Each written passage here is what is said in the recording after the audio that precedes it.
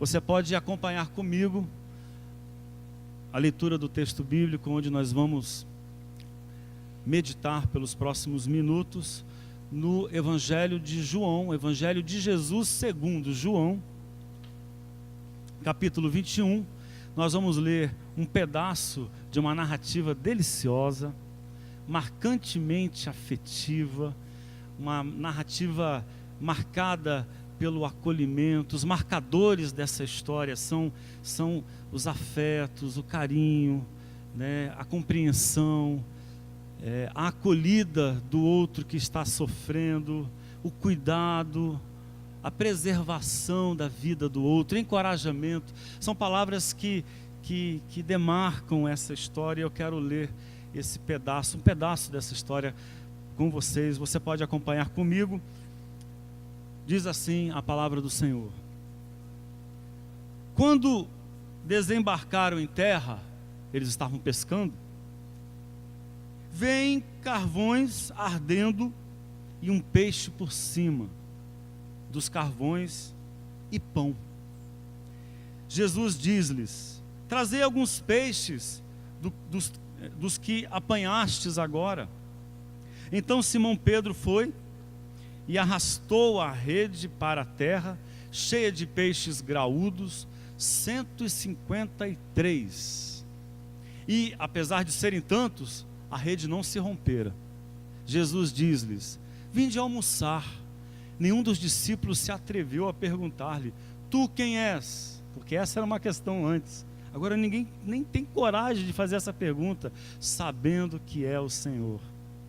Jesus vem e toma o pão e dá-lo aos discípulos, fazendo o mesmo com o peixe.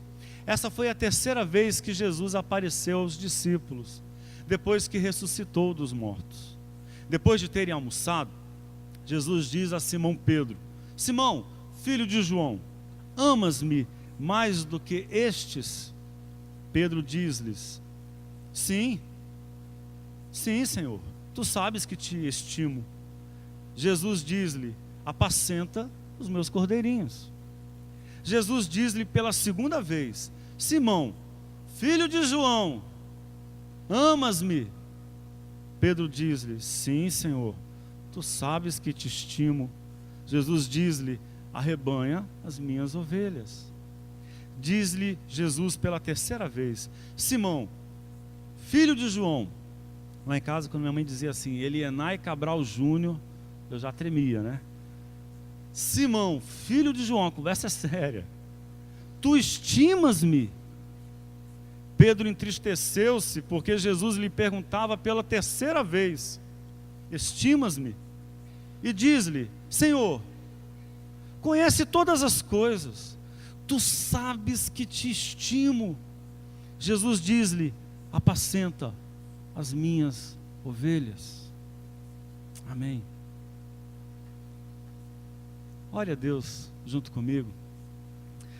Senhor, nós queremos gastar esses minutos tão preciosos no nosso culto dominical, meditando na Tua palavra.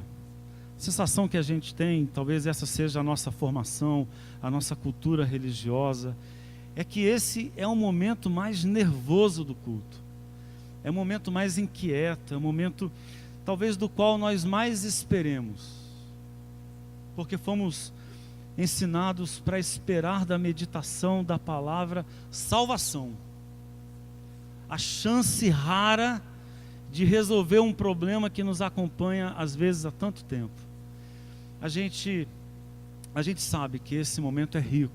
Talvez ele não seja tão grande quanto a religião nos ensine, mas ele é riquíssimo, porque a Tua palavra é viva, a Tua palavra se espalha para além de quem prega, para além das letras, para além das imagens. A Tua palavra, ela se espalha nas mentes, nos corações, e é capaz de curar, é capaz de despertar, é capaz de amar inclusive. Deus, que seja assim a nossa experiência hoje e à noite, em nome de Jesus.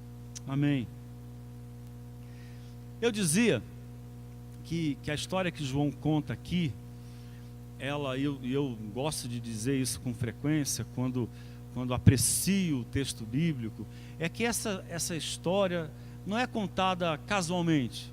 João não é um historiador preocupado com a letra fria, científica de registrar os fatos.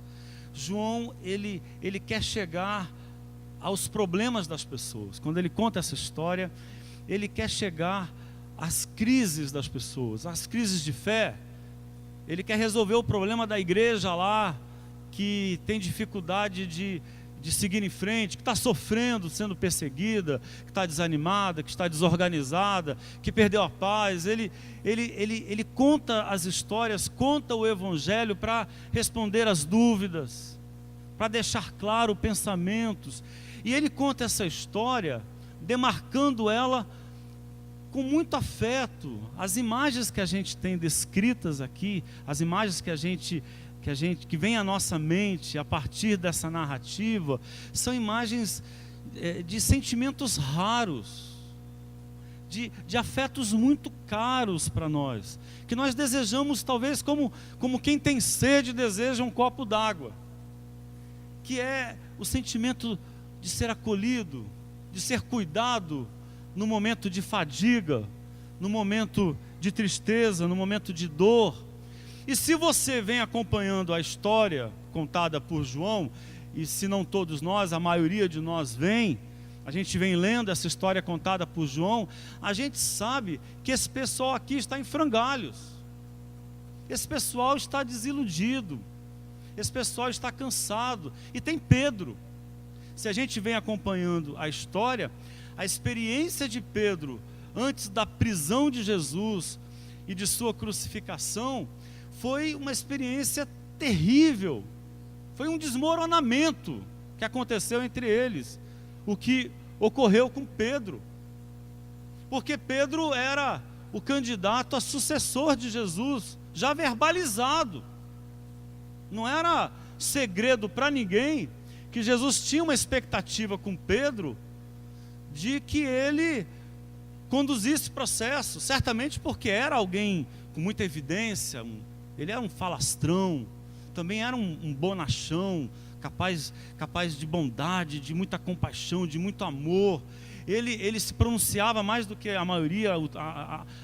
As histórias contadas nos evangelhos nos dão essa imagem de um Pedro que aparece o tempo todo, fazia parte da sua constituição, e Jesus já tinha dito para ele que contava com ele para fundamentar o seu projeto de igreja, inclusive, ou de assembleia, de reunião dos discípulos.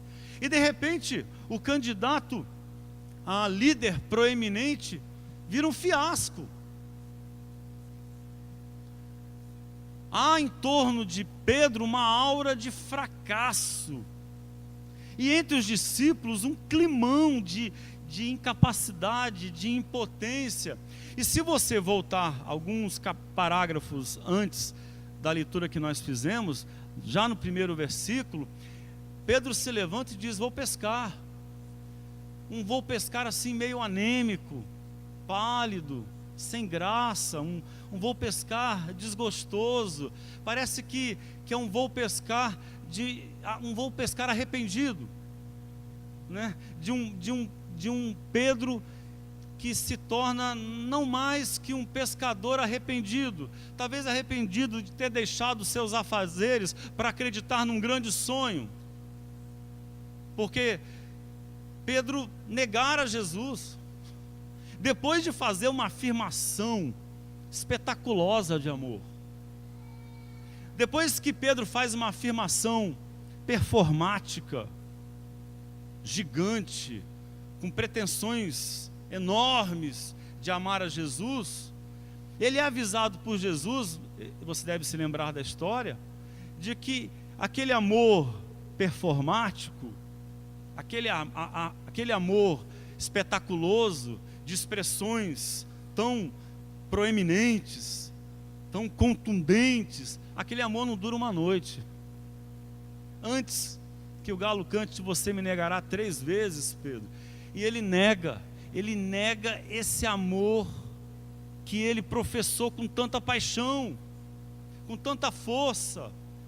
E aí, É nesse ambiente adoecido, cansado, de gente que perdeu o gosto da fé, de gente que perdeu o elan missionário, aquela paixão de ir com Jesus e espalhar boas novas, de revolucionar, de mudar aquele mundo injusto, aquele mundo operado por poderosos, aquela paixão de fazer as coisas se transformaram num desencanto e num desgosto. É nesse ambiente que Jesus chega, e ele chega cheio de cuidado, de acolhimento, de amor, de afeto. Ele prepara uma fogueira. Nessa fogueira, sobre o carvão, ele coloca peixe. Antes que os pescadores voltem da pesca, ele coloca peixe, ele coloca pão. Então, quando os discípulos chegam, depois que João o reconhece e Pedro nada até Jesus, quando eles chegam, eles encontram um ambiente aromático, né? Um ambiente de acolhimento, para saciar a fome, para renovar o corpo cansado, o corpo que precisa de nutriente, de energia. Uma noite inteira pescando, depois de uma noite, uma longa noite escura da alma, eles encontram um Cristo com uma fogueira pronta para acolhê-los e amá-los. É assim que Jesus chega para cuidar deles. E saciados, depois que a fome foi resolvida, e a angústia da fome, a gente sabe, mesmo que você não tenha sofrido brutalmente de fome, você sabe o que é fome, sabe como é bom saciar a fome. Depois da fome saciada, e eles ali relaxados, endorfina no corpo, sorriso largo no rosto, já deviam estar contando umas histórias, dando gargalhadas talvez. Aí Jesus interrompe e faz a sequência, a tríplice pergunta, né? As 3 perguntas a Pedro pelo amor. E até aqui parece existir todo um cuidado, toda uma cura que Jesus oferece para Pedro. Alguns chegam a dizer, e eu acho que é uma ideia interessante, que se Pedro negou Jesus 3 vezes, Jesus dá a ele 3 oportunidades de reafirmar o seu amor. Mas por um outro lado, também a gente pode pensar num processo terapêutico, de alma, psicológico, profundo. Parece que Jesus aprofunda a pergunta, ele cava na alma de Pedro, aquela alma que está calejada, adoecida, entristecida, fazendo perguntas seguidas. Parece que ele dá a Pedro a chance de, apesar de toda a imagem de deslealdade dele, apesar dele ter ficado com cara de alguém desacreditado, alguém em quem não se deve confiar, apesar daquela cara de traíra que ele tinha ficado, parece que Jesus dá a ele a chance de tirar lá de dentro o sentimento mais profundo e mais genuíno de quem fala do que realmente acredita, como se ele falasse assim: Pedro, eu sei que o que você declarou é verdadeiro, Pedro, eu sei, diz aí, você me ama? Sim, eu amo. Pedro, você me ama? Senhor, você sabe que te amo. Pedro, você me ama? Senhor, você sabe de tudo, eu te amo. Parece que ele dá a Pedro essa chance de arrancar lá de dentro esse sentimento genuíno, verdadeiro, concreto, de quem realmente ama. Mas as 3 vezes, Jesus complementa com uma admoestação: então cuida dos meus cordeirinhos, então apacenta as minhas ovelhas, arrebanha os meus cordeiros. Como se dissesse para Pedro: Pedro, declarações pomposas de amor, expressões ardorosas, por mais legítimas, por mais verdadeiras, por mais que esse amor seja um sentimento real, por mais que ele seja genuíno, inquestionavelmente genuíno, é preciso dar um passo, Pedro, um passo à frente, que se esse passo não for dado, esse amor pomposo, espalhafatoso, falastrão, espetaculoso, performático, cheio de expressividade, se transforma numa ruína. O amor será a sua próxima tragédia, se ele não for seguido de cuidado. Eu diria que há um passo à frente do amor. Há um passo à frente, adiante do amor. E esse passo é o do cuidado. É o de fazer algo para preservar o outro. É o de fazer algo para não perder a vida. Cuidar do outro, cuidar de si mesmo, cuidar do coração. Há um passo à frente do amor que, se não for dado, a vida se torna desastrosa. E o nome do passo é o cuidado. Eu gostaria de fazer 2 afirmações ainda sobre isso. Primeiro, o cuidado é o passo à frente do amor, o de manter-se ao lado de quem demanda mais que oferta, de quem reivindica mais do que oferece, de quem demanda mais do que oferta. E aí eu insisto nessa imagem que João nos dá. Aquela narrativa é cheia de gestuais amorosos de cuidado. E eu diria que no pior momento dos discípulos, no momento mais terrível, por que não dizer, no momento em que todos ali têm a convicção de que acabou. Fim de festa. Fim de linha. Nós não demos conta nem de ser leais a Jesus. Pedro negou 3 vezes, mas aqui entre nós, hein? Todo mundo correu. Todo mundo se escondeu com medo. Acabou, ele foi humilhado, ele foi morto. Fim de festa. É nesse momento que Jesus chega e ele ambientiza aquele espaço para amar, para cuidar, para dar o ombro, para oferecer colo, para oferecer o abraço como uma casa, o abraço como um lugar para se estar. E a palavra curar, vai aqui uma informação, e eu fui fazer a pesquisa sobre isso.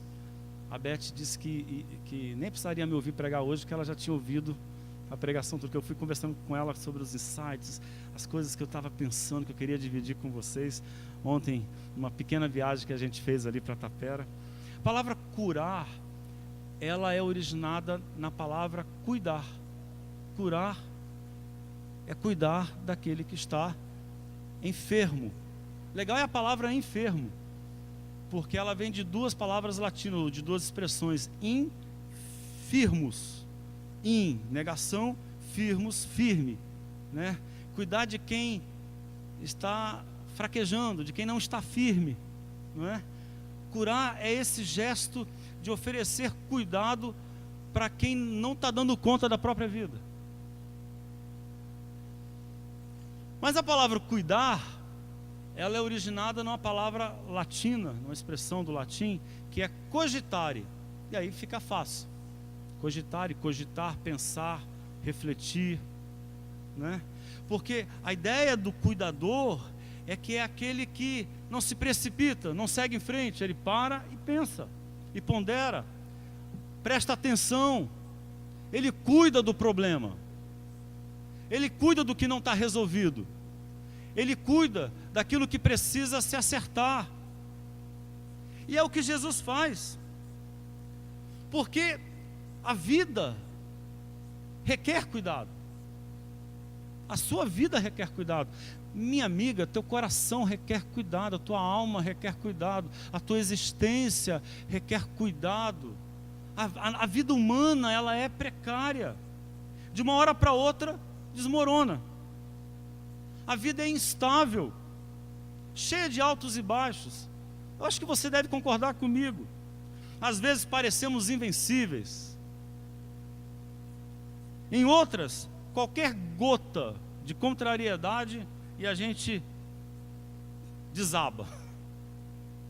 A vida também é injusta. Alguns fazem pouco e ganham muito. Outros fazem muito e nada ganham. Alguns nascem fortes e cheios de oportunidades pela vida. Outros nascem frágeis, doentes e com pouquíssimas chances. A vida se esgota. Viver cansa, consome energia e consome afetos. Portanto, viver requer cuidado de si mesmo e dos outros.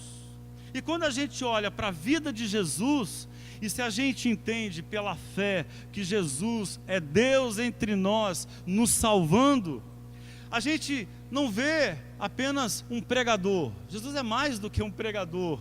Jesus é mais do que um candidato a líder de um novo processo. Jesus é um cuidador. A peregrinação de Jesus é a peregrinação de um homem que sai cuidando de mulheres e homens que estão cansados, adoecidos, abandonados, solitários, que perderam a dignidade, vítimas da injustiça, que precisam de abraço, que precisam de acolhimento. A trajetória de Jesus é a trajetória de um cuidador. Portanto, está avisado para mim e para você que seguir os passos de Deus entre nós é seguir os passos de um cuidador. Você não saberá de Deus enquanto não cuidar de alguém. Você não entenderá Jesus enquanto não estender a mão para aquele que todos abandonaram. Por isso, a gente olha para o texto e precisa concluir rápido, para que a vida não se perca, para que ela não escoe pelo ralo, tão frágil, tão delicada que ela é.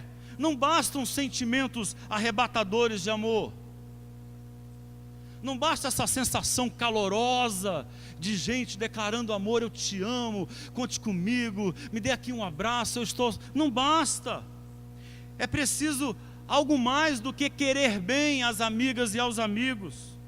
A vida só será possível, nos avisa Jesus, se dermos um passo além, um passo adiante do amor, se cuidarmos do mundo, das pessoas em volta, se cuidarmos do nosso amor.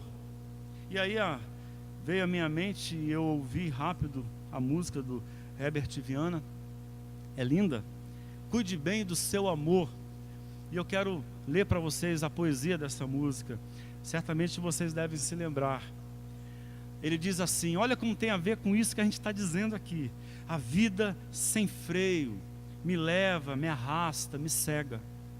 No momento em que eu queria ver, o segundo que antecede o beijo, a palavra que destrói o amor, quando tudo ainda estava inteiro, no instante que desmoronou. Palavras duras em voz de veludo, e tudo muda. Adeus, velho mundo. Há um segundo, tudo estava em paz. Cuide bem do seu amor, seja quem for. E cada segundo, cada momento, cada instante é quase eterno, passa devagar. Se o seu mundo for o mundo inteiro, sua vida, seu amor, seu lar, cuide tudo que for verdadeiro. Deixe tudo que não for passar. Palavras duras em voz de veludo, e tudo muda. Adeus, velho mundo. Há um segundo, tudo estava em paz. Cuide bem do seu amor, seja ele quem for. E sabe, irmãos, o ambiente dos discípulos, que era um ambiente de asfixia da fé, asfixia da esperança, da vida, se parece muito com o nosso mundo. Eu diria que nós estamos numa encrenca, eu e você. Nós estamos numa enrascada, porque a nossa cultura, ela é uma cultura desapropriada para o cuidado. O cuidado pega mal na nossa cultura. O cuidado, ele tem cara de inutilidade na cultura que a gente está vivendo, porque a nossa cultura é a cultura do consumo, do acúmulo de bens, não é? É a cultura da carreira, do sucesso. E aí cuidar parece perda de tempo. Cuidar de alguém que não me oferece troca, que não me oferece retorno, que não me dá lucro, que não me agrega valor. Vocês conhecem essas palavras de algum lugar? Cuidar de uma pessoa que não me agrega valor, que não facilite a minha vida, parece perda de tempo, desperdício de energia, é chato, é sem graça. A gente perde a capacidade de cuidar do outro, a gente fica intolerante. Nesse mês de agosto, fez 1 ano da doença e da partida da minha mãe. Foi uma experiência dolorosa, vocês sabem isso tão bem, e eu não vou incomodá-los com meu lamento. Mas eu aprendi coisas muito preciosas. A minha mãe, ela num período muito curto de tempo, de menos de 1 ano, constatou a presença de Alzheimer, o desenvolvimento do Alzheimer. E aí a mulher, que era a minha mãe, arguta, rápida, independente, uma mulher que de uma voz muito serena, mas de uma imagem de muita força, se tornou uma mulher frágil, dependente, confusa. O Alzheimer trouxe alucinação, confusão mental. E aquela mulher que eu conheci, puxando os processos, resolvendo os problemas, a quem inúmeras vezes eu recorri, mesmo depois de casado, e de já ter uma certa idade, essa mulher se tornou alguém impotente, alguém que não tinha nada para oferecer, alguém que reivindicava cuidado, ajuda. E logo depois do Alzheimer, a gente descobriu um câncer terrível, fulminante, e em menos de 3 meses ela já estava morta. Mas nesse processo, vocês acompanharam, muitos aqui acompanharam, eu fiquei entre Fortaleza e Brasília, porque queria estar perto dela, queria estar junto, e fiz questão, e olha, não foi por virtude, eu não queria parecer virtuoso para ninguém, foi uma necessidade minha, do Helena, eu precisava daquilo para seguir em frente, eu fazia questão de cuidar dela, e eu queria estar com ela, inclusive, nos momentos que eu percebia que os cuidadores, que ficaram a maior parte do tempo, estavam mais cansados, que era um momento mais delicado, mais agudo da noite, onde ela acordava e tinha alucinações, e o ambiente do hospital não era tão fácil quanto de dia, né, porque só tinha um plantão, e aí quem ficava ali com ela tinha que se movimentar, cuidar, ajudar, e muitas coisas aconteceram. Eu dei comida na boca para minha mãe, carreguei ela no colo muitas vezes, eu que fui carregado naquele colo, eu troquei a fralda da minha mãe, foi uma experiência incrível, porque eu fiquei muito constrangido, e ela percebeu, e ela tentava me consolar, né? E a gente caía na gargalhada, caiu na gargalhada no meio da noite, porque eu todo estabanado, sem jeito. Depois eu aprendi, viu, gente? Mas foi difícil para mim, e muitas vezes ela se queixou de estar me ocupando. Ela dizia assim: filho, você tão ocupado com aquela igreja lá, né? Não estava falando mal de vocês não, né? Aquela igreja lá dando trabalho para vocês, você devia estar lá fazendo teu trabalho, teus estudos, e está aqui, e eu estou te dando trabalho. Aí eu me lembro que uma vez eu falei para ela assim: mãe, eu não sei se ela entendeu, porque às vezes ela entendia, às vezes não entendia, ou ela entendia, mas 5 minutos depois esquecia. Mas eu falei assim: mãe, sou eu que preciso cuidar de você. Para mim estar aqui é um privilégio, você não tem noção da importância que é para mim, nesse momento, cuidar de você. Cuidar da minha mãe, naqueles dias, foi o consolo da minha alma. Se eu estou de pé, é porque eu cuidei da minha mãe. E aí a gente entende melhor do que é que Jesus está falando. O que é que Jesus está propondo para Pedro? Pedro, a vida é desastrosa, e esse gosto amargo que você está sentindo na boca, de quem falou de um amor autêntico, mas que conheceu o desencanto, a decepção, a deslealdade, a fragilidade. Pedro, a vida é desastrosa se o amor não for seguido de cuidado. Há um passo mais sublime que o amor, há um gesto mais importante que o do amor, porque às vezes ele é feito não porque meu coração está palpitando, não porque eu estou cheio de motivação, de estima e de gosto.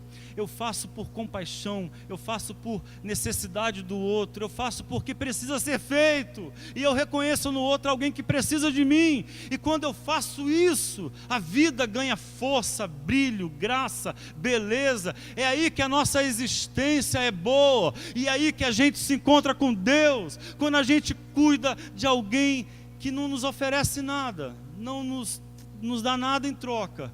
É demanda completa, mas ao cuidar dela, a vida é cuidada, a nossa alma é cuidada e a nossa história ganha valor e beleza. Vocês já ouviram falar de o dia da sobrecarga do planeta? A sobrecarga ecológica do planeta. Conhecem a expressão pegada ecológica? Eu descobri isso faz pouco tempo. E hoje eu fui pesquisar para entender melhor do que se trata. Há algum tempo, uma organização internacional, e a tradução da palavra é essa, Rede da Pegada Ecológica, ou Rede da Pegada Global. Essa organização, ela desenvolveu uma metodologia para fazer um cálculo. Que cálculo? E aí se assuste. É o cálculo do crédito que o planeta nos dá para a gente gastar. Ou seja, aquilo que a gente tira do planeta e o planeta dá conta de devolver, que não se esgota, aquilo que a gente tira do planeta e que é renovável, isso aí é a pegada ecológica. É o quanto a gente gasta do planeta com comida, é peixe, é arroz, é feijão, são os minerais, é a terra que a gente cultiva, é a casa que a gente constrói, a roupa que a gente veste, a roupa que a gente troca por uma mais bonita, né?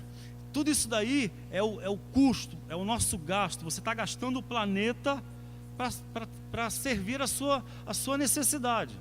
E aí eles criaram um cálculo que é o seguinte: com o estilo de vida que a gente tem no planeta, quando é que acaba o nosso crédito? No ano.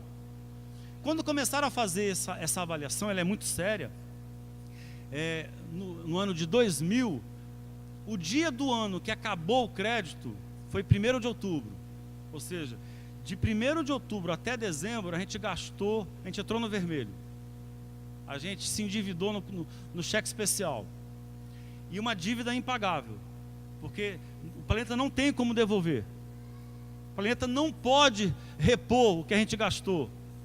Mas de 2000 para cá, é assustador, porque nesse ano, no ano de 2018, no dia 8 de agosto, acabou o nosso crédito.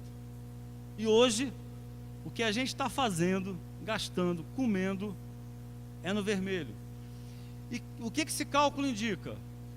Que um dia vai acabar. O planeta tem fim. Isso aqui não é uma mensagem escatológica, não. Isso aqui é cálculo biológico. Também é uma mensagem escatológica, mas é cálculo biológico. Vai acabar, vai esgotar. Por quê? Porque nós vemos uma cultura que não acredita no cuidado. O cuidado é perda de tempo. O que importa é eu garantir que eu e os meus filhos sejamos muito ricos, que o nosso planeta cresça.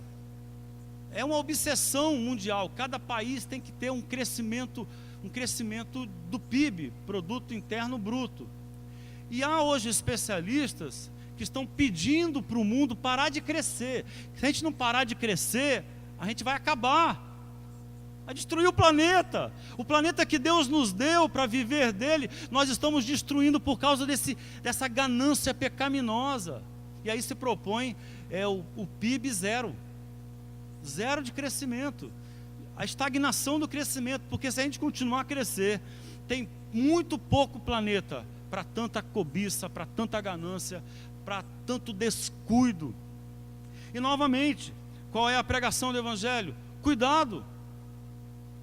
Mais do que a gente propalar amor, propagar afetos, cuidar do nosso coração, cuidar do outro, cuidar da terra. E segundo, pensando nisso, escolher viver para Jesus é seguir cuidando. Essa é a proposta de Jesus. A proposta de Jesus não é que você seja um religioso virtuoso. E você pode e deve ser. Mas a proposta de Jesus não é que você saiba a pregação catequética, a catequese, a pregação evangélica, a pregação católica, qualquer que seja a pregação na ponta da língua. Essa não é a proposta de Jesus. A proposta de Jesus não era que Pedro e os discípulos fossem catequizadores. A proposta de Jesus para nós é: cuida dos meus cordeirinhos. E aí, quando Jesus, eu já vou oferecer aqui a terceira versão possível para a repetição de Jesus, das perguntas repetitivas de Jesus. Quando Jesus repete algo que a gente pode dizer, ele deixa Pedro aflito. Não está no texto isso? Pedro fica ressentido. João diz que Pedro ficou irritado. Por quê? Porque a sua declaração de amor foi colocada em dúvida. E é exatamente isso que Jesus faz. Jesus se porta como um cético das grandes expressões de amor, que a gente gosta muito, porque elas arrepiam, né? Elas arrepiam. Se você ouvir numa programação dessas de jurado, né, na televisão, que se arrepia a pele, então é porque é. Mano, é não. Arrepiar, se emocionar é pouco, acredite, é bom, é importante, a emoção é uma energia existencial, mas isso aí pode ser desastroso se isso não for seguido de gestos de cura e de cuidado. É essa a reivindicação do cristianismo. E Cristo coloca em dúvida. Ele coloca em dúvida as afirmações de amor de Pedro, para dizer qual é a única certeza que Jesus tem. Eu duvido muito de expressões de amor. Eu entendo Jesus como pastor, porque o que eu já vi de gente me dá um abraço e fala assim: pastor, numa hora de dificuldade, de problema na igreja, de crise, pastor, estou aqui com você, hein? Quando a pessoa começa a dizer isso, eu já fico com medo, irmãos, eu fico com medo, meu coração dispara, me dá taquicardia, sabe? Você fica, é trauma, porque com muita frequência o cara acaba de me dizer, conte comigo, e desaparece, vai embora, não dá nem tchau, e ainda fica arrumando uma razão de acusação para justificar o seu abandono. Me dá nem, o cara fala assim: pastor, olha, você é uma referência na minha vida. Eu me tremo todinho, irmão, me tremo todinho, porque assim, com muita frequência, essas expressões gigantes são proporcionais à crise que a pessoa está vivendo, e à vontade de se livrar de mim, às vezes, não sempre, não é sempre assim. Aí Jesus ele também sabe o que é isso. Ele diz: Pedro, vamos parar com esse negócio aí, eu te amo, eu te amo, eu te amo. Meu, para de dizer eu te amo e cuida dos meus cordeiros. Diz assim: eu vou cuidar das pessoas, eu vou cuidar do meu coração, eu vou cuidar do mundo, eu vou ser um cuidador, Jesus. Aí pronto, nisso aí eu acredito. Esse projeto aí faz a diferença e muda a nossa realidade. Essa é a salvação de Deus para a humanidade. Gente cuidadora espalhada sobre a terra. Como se Jesus dissesse para Pedro assim: você, Pedro, já descobriu que o amor é uma experiência decepcionante quando se reduz ao desempenho e à aparência. Você já descobriu, você passou por isso. Agora dê um passo à frente. Coragem, Pedro. Dê um passo adiante. Pedro, cuide do mundo. Cuide das pessoas, Pedro. Cuide do seu mundo. Cuide das pessoas. Apacenta os meus cordeirinhos. Vamos ficar em pé. Eu gostaria de orar com você.